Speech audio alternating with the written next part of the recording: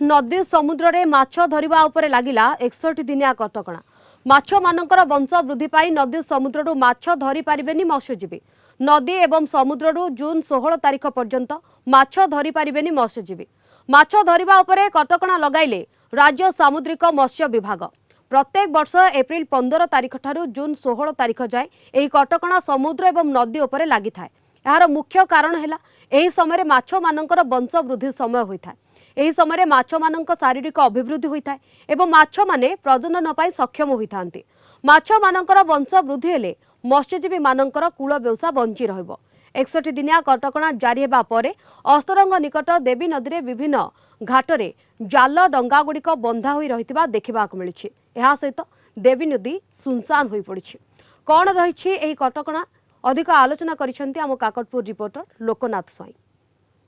नदी समुद्र रे माछ मानकर वंश वृद्धि पई राज्य सरकारंकर मत्स्य विभाग 61 दिनिया गोटे माछ धरिबा उपरे कटकणा जारी करछंती। सर कोन कहबे वर्तमान जो 61 दिनिया बंद कार्यक्रम रहिछि माछ धरा उपरे किभଳି भाबरे मत्स्यजीवी उपरे तार प्रभाव रहउछि एवं सरकारी कटकणार नियम कोन रहिछि?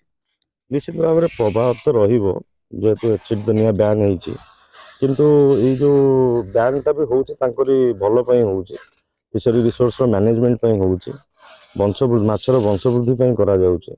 आउ 2 मास परे माछ बड़ हो गला परे सोने वर्ष सारा माछ भलो उत्पादन होबो बोली हम आशा करछु।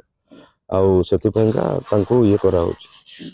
आउ प्रभाव जो कहले तांको सेई पई ए जो 61 दिन बैन पई का हमर सरकार तरफ रो सेविंग कम रिलीफ रो सुविधा भी तांक पई अछि।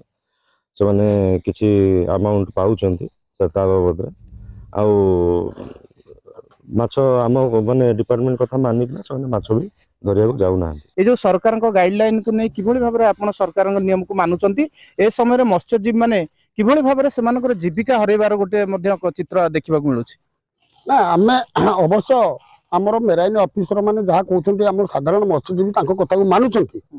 मानिले जे कौन हम आम परिवार तो मरी जाते आम अस्त्रम ब्लॉक 15,000 मत्स्यजीवी परिवार जो 2 मास पर्यंत जीविका हरई बसवे से खाया न पाई ये हम 2 मास पर माछ बड़ हम से खाइबे ये 2 मास चलिए केमती ये चलवाई आम कहवा कथा जिते 2 मास से जीवन जीविका हरउंट आम गवर्नमेंट को अनुरोध करा कथा आमको प्रति मासरे गोटे परिवार को 15,000 टका सहायता देले से माने ताको परिवार सब बंची पारि। टोटाल माने घरे बसु खाया पाउनी रोजगार तो नहीं 2 मास पे बयान करदेले नहीं 61 दिन बंद रहउची। हम जो बेहरा भाई अछंती तो नदी और समुद्र जो फिशिंग करूंती से माने बहुत अशांति अछंती। गवर्नमेंट सरकार हमको प्रति मास रे 15,000 61 दिन पे 30,000 देबे हम बेहरा माने खुशी रहिबे।